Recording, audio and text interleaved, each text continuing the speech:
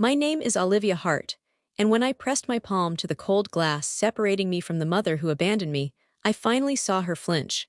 I didn't scream or cry. I simply placed the court transcript naming my brother Luke as my hired killer in front of her and said, "Read it out loud. If you've ever been betrayed by the people who were supposed to protect you, this story is for you. Before we begin, drop a comment below telling me where you're watching from. I read every single one. And now, let me take you back to the night I stopped being a daughter and started becoming something else. The storm started just after dinner. Not thunder and lightning, but a storm of voices, sharp, bitter, echoing off the faded walls of our cramped rental house in Tulsa. My mother's yelling came first, then the crash of something shattering. Luke had thrown a plate again, his way of making a point. "I didn't touch her," he screamed. "She's lying," he added before I'd even opened my mouth. I stood frozen in the doorway between the kitchen and the hallway, my socks wet from stepping into a puddle of spilled milk. Luke's face was flushed with fake innocence. I knew that look, it always showed up right before everything turned against me. My mother Marlene slowly turned to me, her mascara smudged from crying earlier, now dry and flaking. "Did you start this again, Olivia?" Her voice was low, dangerous. "No," I whispered, heart pounding. "He pushed me." He was yelling, and I tried to." "Enough," she said sharply. "Luke says you hit him first." I stared at my brother, the same boy who'd once held my hand walking to school after Dad died, the same boy who'd lied to save himself more times than I could count. "You know he's lying," I said. It came out hoarse, like my voice had to climb over a wall of disbelief just to be heard. But she didn't answer. Just stared through me, like I was something on the floor she'd stepped in and wanted to forget. Then she reached for the door, my breath caught. "Mom, no, please." She didn't look at me, just grabbed my coat off the hook and shoved it at my chest. "You want to fight in my house? You can sleep outside tonight. Maybe that'll remind you who's in charge." It wasn't even winter yet, but the air outside already had that sharp bite that cut through clothes and straight into bone. "Where am I supposed to go?" I whispered. "You should have thought about that before you raised your hand to your brother," she snapped, pushing me hard toward the porch. The door slammed behind me before I could speak again. I stood there, stunned, holding my coat. No shoes, no phone, just silence. I waited. I thought maybe, just maybe, the door would creak open and she'd say something like, "Don't be stupid, get back in here." It didn't, not that night, not ever again. The streetlights flickered. My breath came out in cloudy puffs. I pulled the coat tighter and stepped onto the cracked sidewalk, unsure where I was going.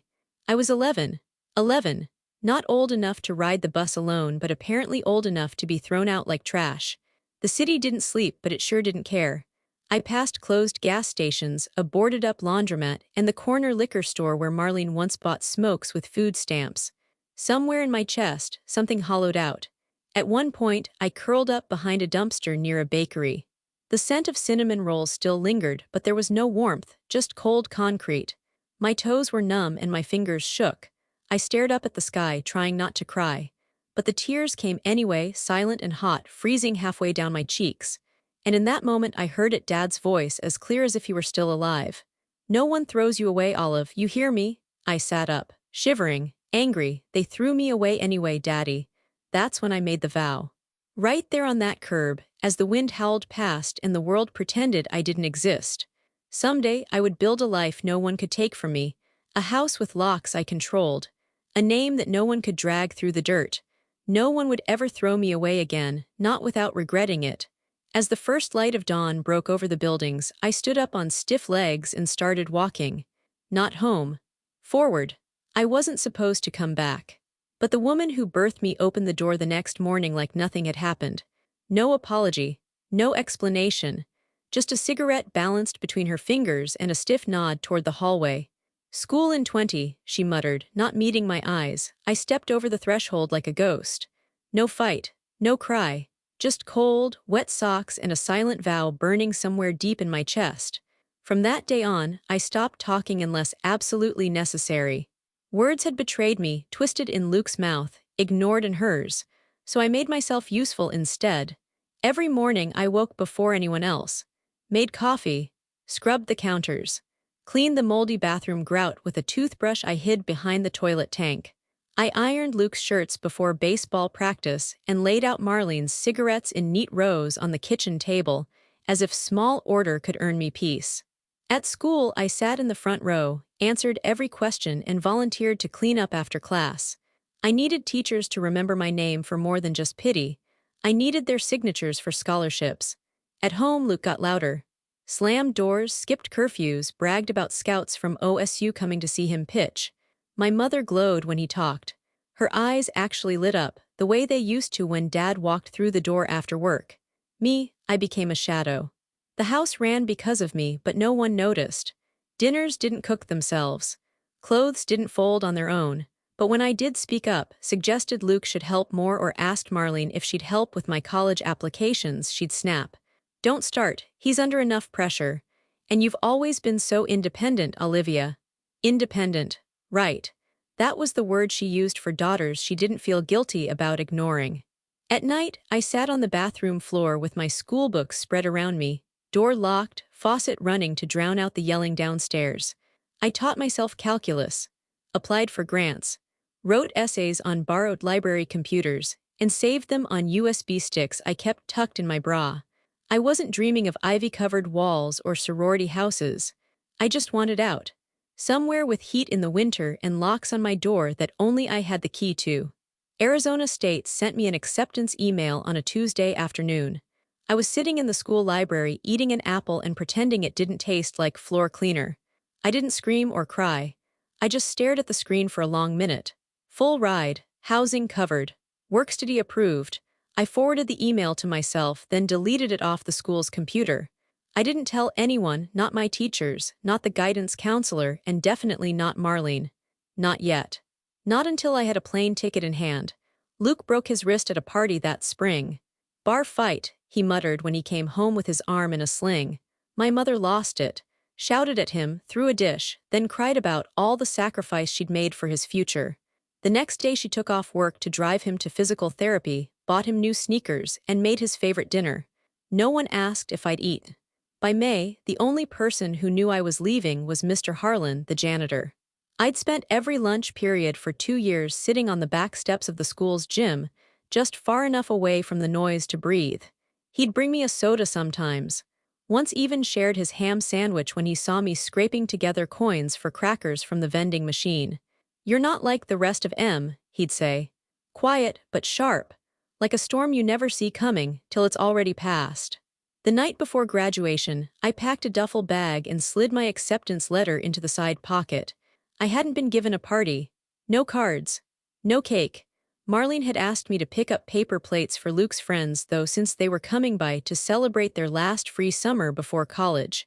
No one asked where I'd be in the fall. The next morning, I put on the same dress I wore to church as a kid and walked the stage to collect my diploma. Luke didn't clap. My mother didn't even look up from her phone. After the ceremony, while they took pictures with his friends in the parking lot, I quietly slipped into a taxi I'd scheduled days before. The driver glanced back at me through the mirror. Bus station. Airport, I said. He raised an eyebrow. You got family there? No, I replied, eyes fixed on the road ahead. Not anymore. Phoenix didn't feel like freedom at first. It felt like dehydration and sunburn. I arrived with 2 duffels, $180 in a worn envelope, and a conviction that if I looked back even once I'd crumble. My dorm room was small and smelled faintly like old mop water, but it was mine. No one threw things. No one called me selfish. The walls were bare, the bed scratchy, the light flickered when I plugged in my lamp, but I slept like I hadn't in years. Or at least, for that first hour before my alarm went off again. Mornings belonged to classes. Afternoons to tutoring gigs I picked up through the campus board, mostly freshmen struggling in algebra.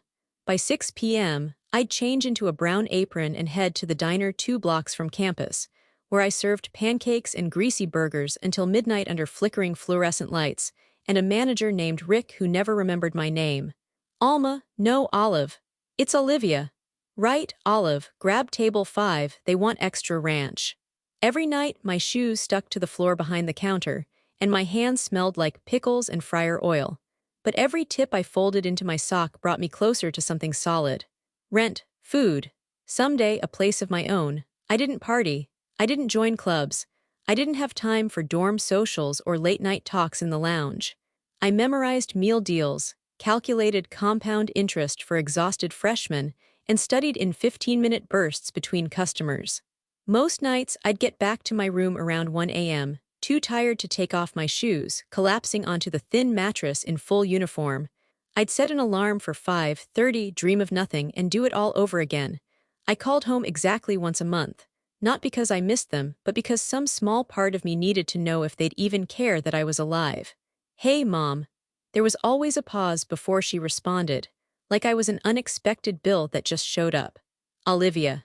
"Oh, honey, how's your brother? He told me he got promoted to team lead in sales. He's such a natural."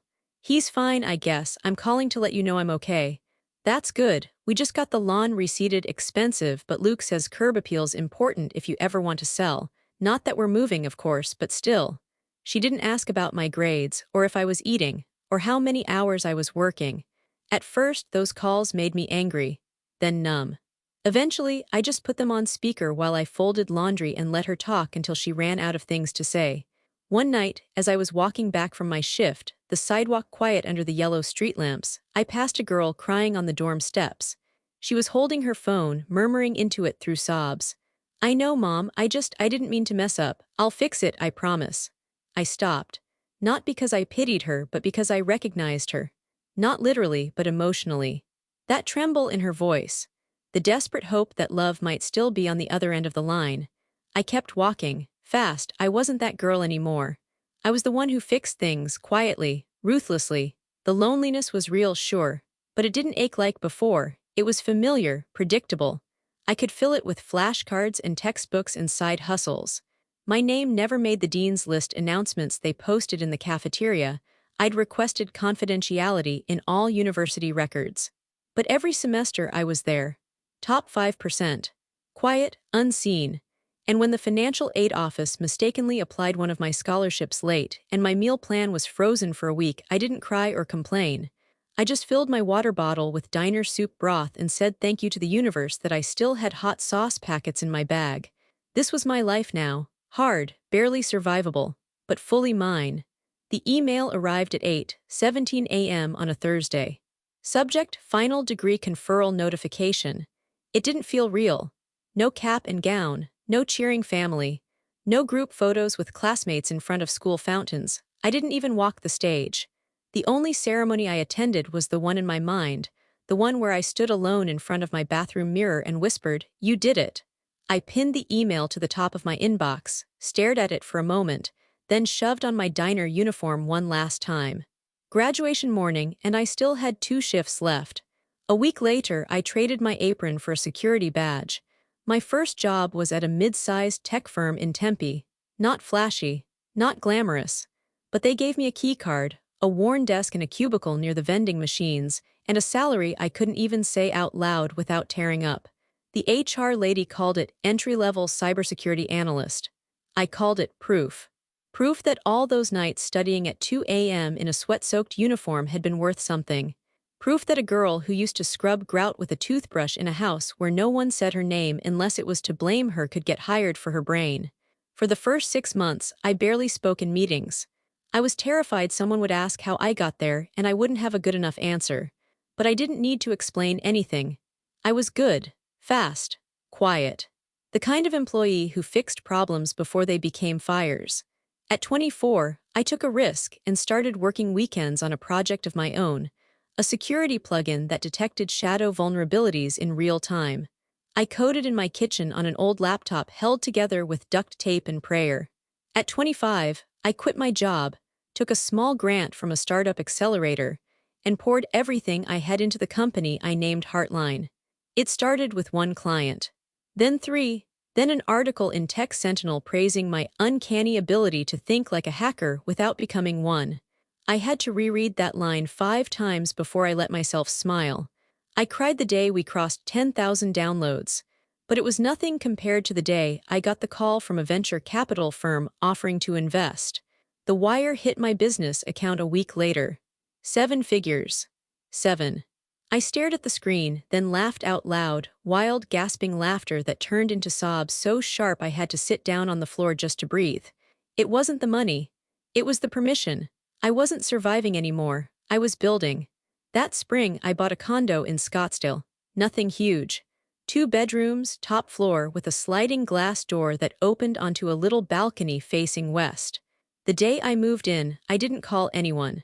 I just stepped out onto that balcony at sunset, let the breeze hit my face, and whispered to no one, "No one can throw me out now. Not Luke, not Marlene, not the cold night or the silence or the stories they used to tell about me to make themselves feel right. I made a home no one could take from me. That night I ate takeout on the floor, barefoot, watching the city glow. I didn't take a selfie. I took a picture of the doorknob, locked, mine. That's what safety looked like to me. And still, the quiet, I sometimes heard the echo of my father's voice. No one throws you away. He was right. I was done surviving. Now I was becoming someone worth fearing. It was Maya's idea. "Girl, you just hit millionaire status and you're still eating reheated soup like it's exam week," she teased, poking my shoulder over FaceTime. "You need to celebrate, like real celebration, sun, sand, that kind of thing," I laughed. "I'm not really a beachy drinks with umbrellas type. You're a revenge via wealth type. Same thing, just with better views." So we booked the trip, me, Maya, Brielle, and Keiko. The 4 of us had shared dorm floors, cheap pizza, and midnight breakdowns for years. And now, we were doing 7 days in Costa Rica. It felt indulgent. Too bright, too easy. But when we landed in San Jose and the warm air wrapped around me like a silk scarf, I let myself stop holding my breath. For once, I didn't have a to-do list, a balance sheet, or a vulnerability report to review. Just open skies and the smell of saltwater and possibility. We spent the first few days hiking through lush jungles, spotting howler monkeys and iridescent birds. We climbed waterfalls barefoot, squealing with laughter, and drank cold beer under a tin roof while a thunderstorm lit up the horizon. One night, we sat around a bonfire on the beach. Maya passed around a bottle of rum. Keiko told a story about getting dumped by a guy who thought VPNs were a kind of vitamin. We laughed until our ribs hurt, and then the conversation slowed, the fire dimmed, and someone asked the question I'd been quietly avoiding. "Do you ever think about reaching out?" Brielle asked softly. "To your family?" I hesitated, staring into the flame. "I don't know," I said. "Sometimes I think maybe they've changed, that maybe time softened something." Maya snorted. "Time doesn't soften people like Marlene and Luke, it just gives them better excuses." She wasn't wrong. But she wasn't entirely right either. "It's not about them," I said, surprising myself. "It's about me. I've built everything I dreamed of, and now there's a hole, not a big one, but it's there. I guess I want to know if they see me now." "See you?" Keiko asked. "Or want something from you?" That one landed hard. Still, I couldn't shake the thought. If I didn't try, if I didn't at least open the door an inch, I'd always wonder. When I returned to Arizona, sun-kissed and sleepy, the inbox was overflowing. The company had landed another contract. Press was calling. A competitor offered to buy us out, but before I opened any of those emails I made a call. The number hadn't changed. I'd memorized it years ago. I stared at it for a full minute, thumb hovering over the green button. Then I tapped it, 3 rings.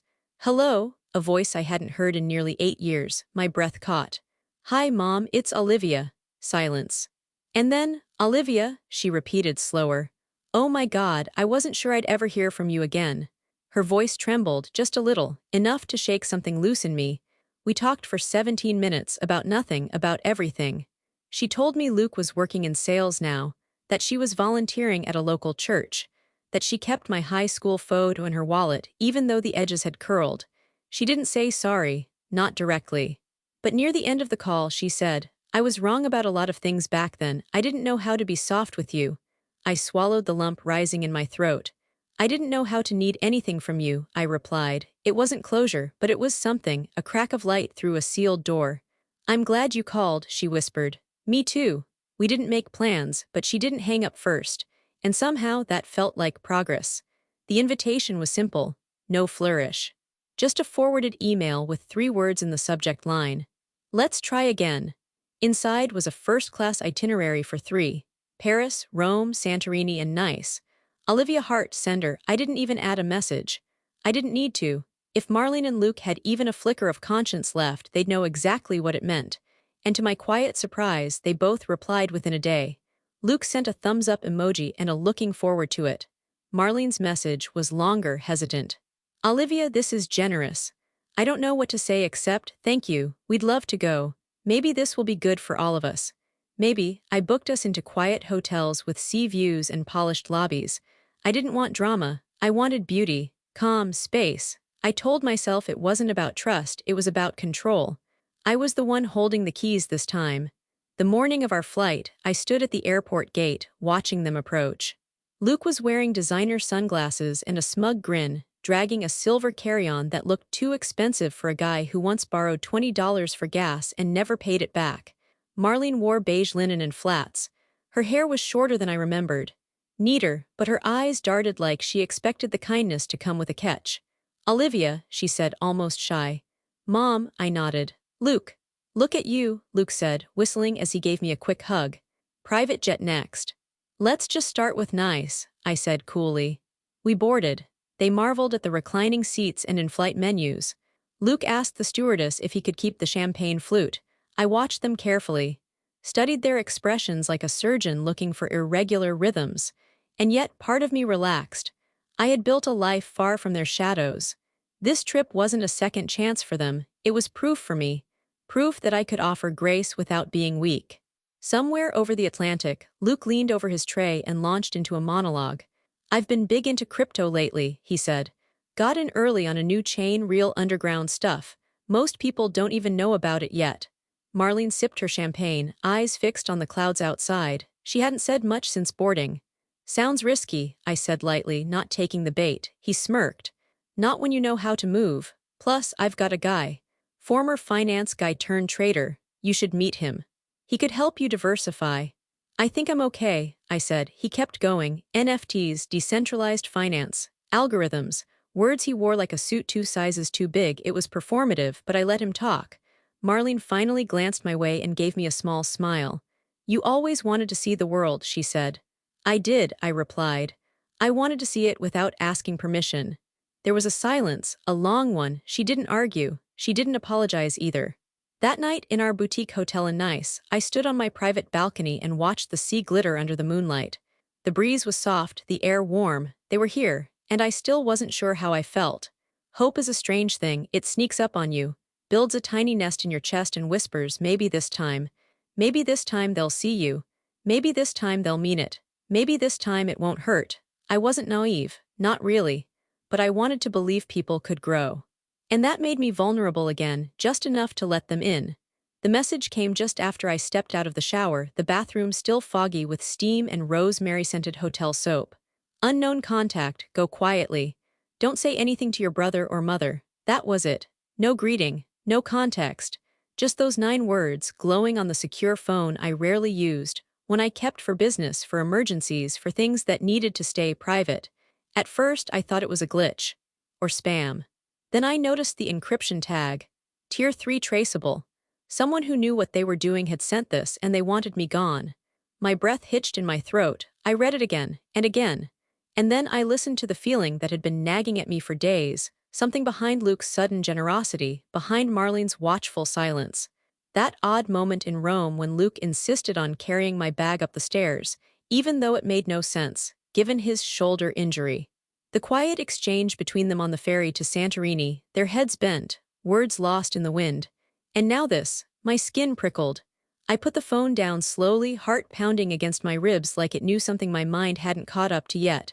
I moved on instinct, slipped into my robe, pulled out my go bag from the closet, passport, emergency cash, a preloaded debit card I kept on every international trip. Then I stared at my reflection in the mirror, the fog clearing just enough for me to see the fear in my own eyes. I couldn't stay, but I couldn't run and tip them off either. So I chose a trick I'd used once in college when I needed to ghost a toxic date, the old migraine excuse.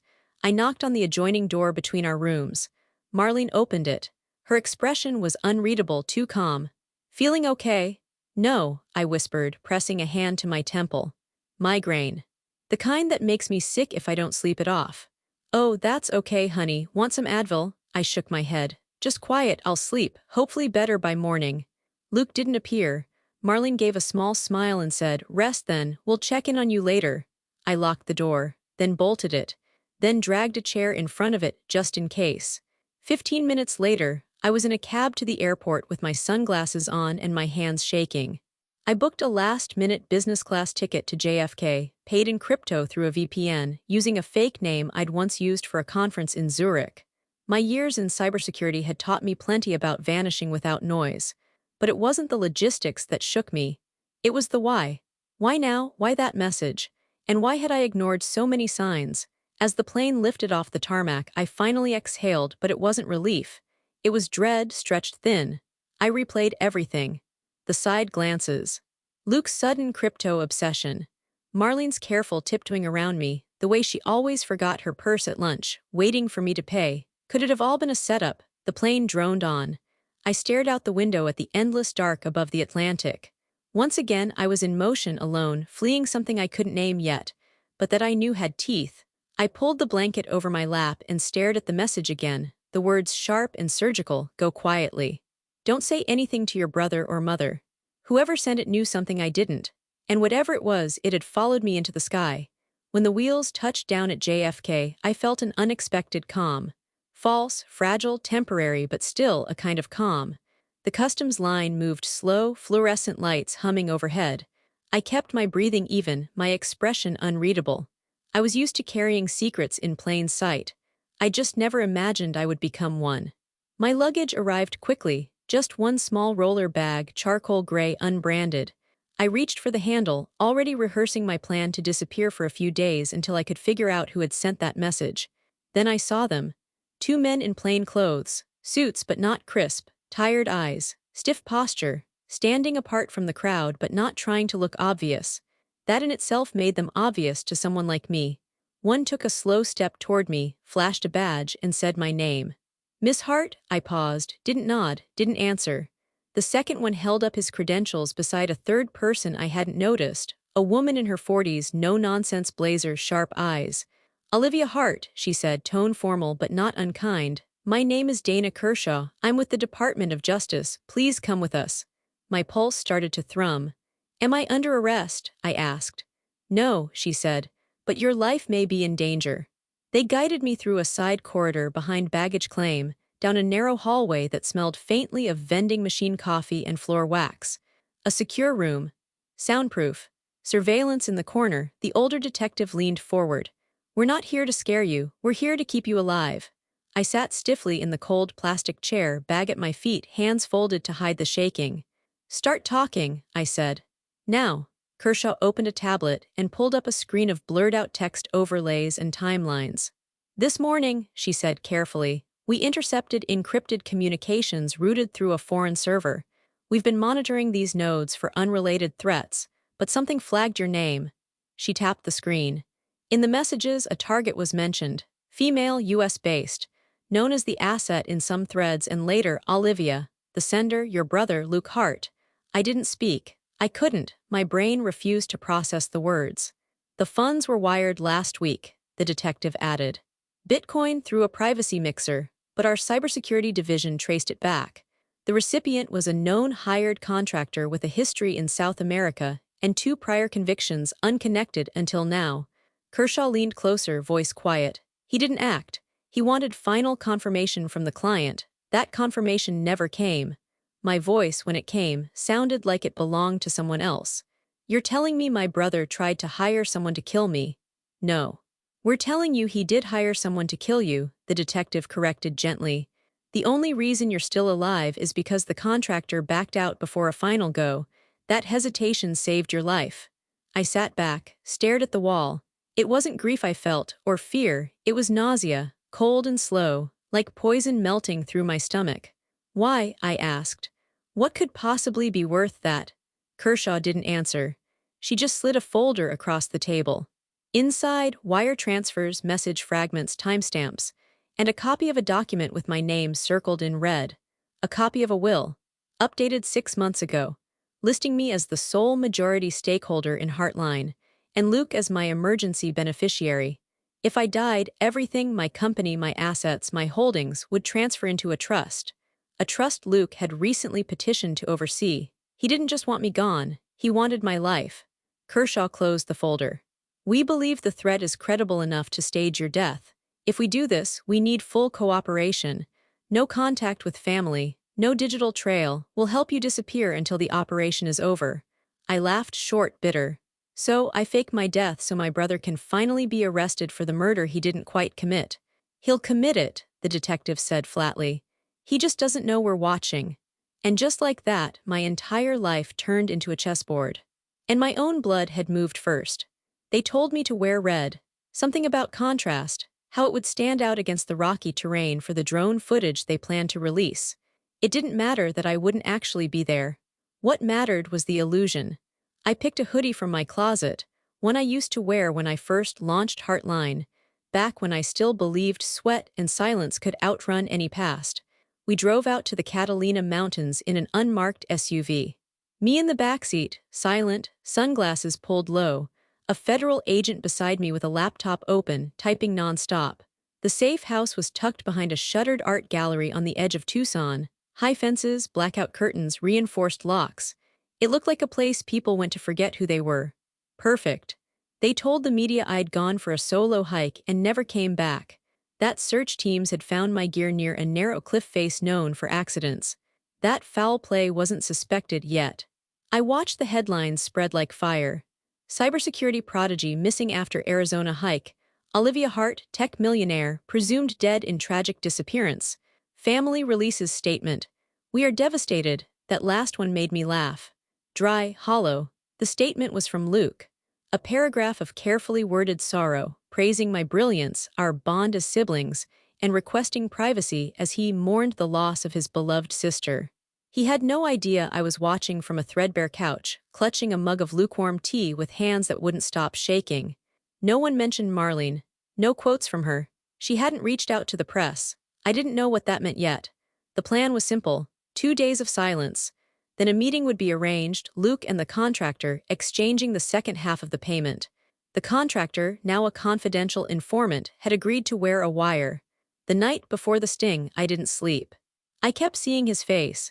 Not the man he was now, slick and smug and reckless, but the boy who used to sit beside me during thunderstorms, trading marshmallows for my extra bedtime story. The same boy who once whispered, "Don't cry, Liv, I'll protect you." Liar. The next day the arrest came fast.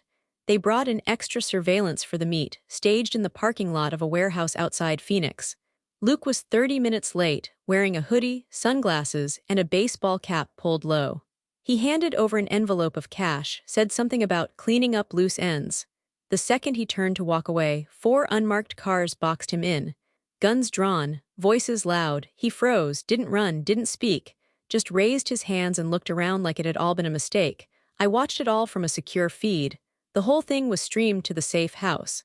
When they cuffed him, he didn't resist. Didn't ask questions, just smiled. Like he'd planned for something like this. Like he wasn't scared at all. The agents paused the footage. Looked to me. "Are you okay?" one of them asked. I didn't answer. Not because I wasn't okay, but because I wasn't anything. Not angry, not relieved, not satisfied, just numb. This was the brother I would have taken a bullet for once. The one whose lies had nearly killed me. And yet, I felt no victory, only silence. And somewhere, deep in that silence, the echo of a question I hadn't dared ask until now. What if Luke wasn't working alone? The precinct smelled like old paper and floor cleaner. I stood behind mirrored glass, arms folded, staring at the woman who had once slammed a door in my face and called it parenting. She sat alone in the interrogation room, a pale green sweater wrapped around her like armor, hands fidgeting in her lap. Her lipstick was faded, smudged at the corners. She looked smaller than I remembered. And tired, not the kind of tired that came from lack of sleep, but the kind you carry when a lifetime of denial begins to rot from the inside. An officer beside me shifted. "You're sure you want this?" "I want 10 minutes, alone." The 2 agents exchanged glances, then nodded. "We'll keep it monitored, you'll be safe." Safe, I almost laughed. The irony. After all the years I spent hiding inside myself to survive her, now they were worried about my safety. The door buzzed open. I stepped inside, sat down. The steel chair screeched against the floor. Marlene's eyes lifted slowly like she wasn't entirely sure what reality she was in. Then she saw me and froze, her mouth opened but no sound came out. "Hi, Mom," she blinked hard. "Olivia." Her voice was barely above a whisper. "You're but they said, dead," I said coolly. "Yeah, that was the idea." Her hands flew to her mouth. "Oh my God." "Oh my, you can stop pretending now," I said, folding my hands on the table. "They already arrested Luke. I saw it happen. He paid a man to kill me, I assume you knew." She shook her head once, twice, like denial was a reflex, but then her eyes filled with tears. I didn't know everything, she said hoarsely. I didn't. Olivia, listen to me please. I said nothing, just waited. She stared at the table. I found something on his laptop 2 weeks ago. I didn't understand all of it, but I saw your name. A folder labeled Transition Plan. It had your trust paperwork, death certificates, notes about wiring money. I panicked. I leaned in slightly. So you what? Her eyes met mine. For once there was no filter, just raw fear. I sent the message, the one you got in nice. I contacted a cybersecurity hotline I found on one of your company press releases. I used a burner phone. I didn't know who else to warn. My breath caught. She nodded, crying now, quietly like she didn't think she deserved sound. I knew Luke was in trouble. He owed people money, bad people. He started acting strange after Rome, talking fast, making calls when he thought I was asleep. He was desperate, and when I confronted him, he told me, her voice cracked. He said you wouldn't feel a thing, that it would be fast, that it was just business. I felt the sting behind my eyes. I didn't let it fall. You protected him, I said. Not a question. She looked down, ashamed. I always did. I didn't know how not to. I begged you to believe me when I was a child, and you chose him. I know. I stood up, my chair screeched again. I'm not here to ask why. I already know you were weak. And weakness isn't love, Marlene, it's just cowardice in a different dress.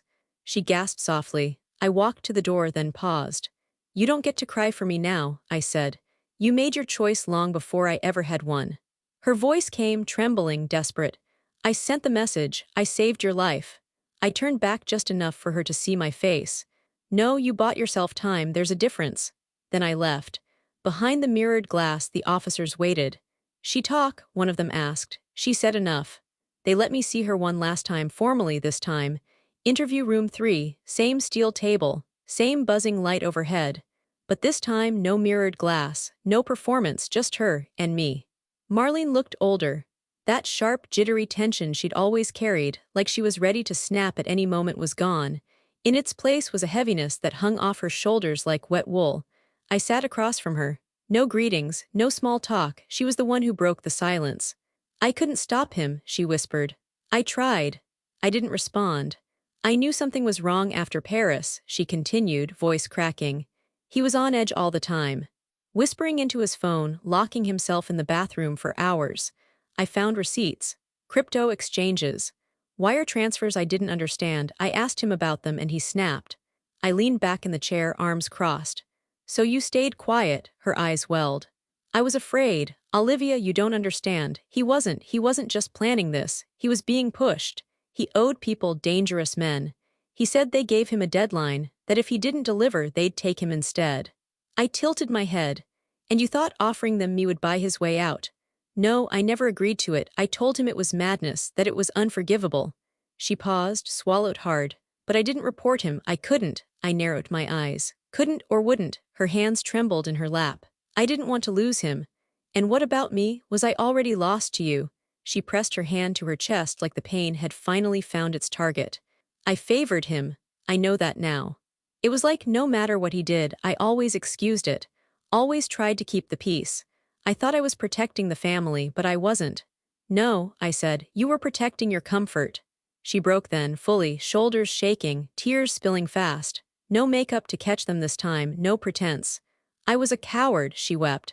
I couldn't choose between you, so I let him choose for both of us. And it nearly cost me both of my children. Her words echoed. Both of my children. Only one of us had ever actually been her child. The other, a quiet stranger who lived under her roof and survived on leftovers and silence. I stood up, her eyes locked on mine. Red, swollen, pleading. Olivia, I don't expect forgiveness, but I need you to know I warned you because you were still my daughter. I didn't do it right. I didn't do it in time, but I tried, and I'll live with the rest. I believed her. And I also didn't. That's the thing about betrayal. It doesn't always come from evil. Sometimes it comes from weakness. From the kind of love that's too small to matter when it counts. I didn't forgive her, but I no longer needed to hate her either. I hope you find peace, I said quietly, just not at my expense. And I walked out. In the hallway, 2 detectives were finishing paperwork. Luke's deal is off the table, one of them said. The evidence was strong enough. He'll do at least 25. I nodded. He'll finally sit still for once. And her? The other asked, glancing toward the door I'd just exited. She walks, he said. No criminal charges, complicity's hard to prove, and her message did technically save your life. She walks, I repeated, but not free. I stepped outside, the cold air biting at my face. The kind of cold I used to fear. The kind I used to be sent into like trash. But now it couldn't touch me. I had seen the truth, not just about Luke, not just about Marlene, but about myself. I wasn't the girl they threw away. I was the woman they couldn't destroy. 1 month later, the sun rose over Lake Arrowhead like it had nothing to answer for. The house I bought sat just beyond a curve in the road, where tall pines gave way to glass and water. 2 stories, pale blue siding, wraparound porch. Quiet, secluded. Mine. There were no dramatic welcomes, no balloons or key ceremonies. I moved in alone on a Tuesday morning, supervised the delivery trucks myself, and left every room intentionally sparse. I wasn't decorating for comfort, I was building control. And 3 days after I settled in, she arrived. Marlene, 2 suitcases, both old. A cardigan buttoned all the way to the neck. Eyes hollow from too many nights alone. She stepped out of the car like a woman walking into a courtroom, not a home. I know this isn't forgiveness, she said before I even opened the door.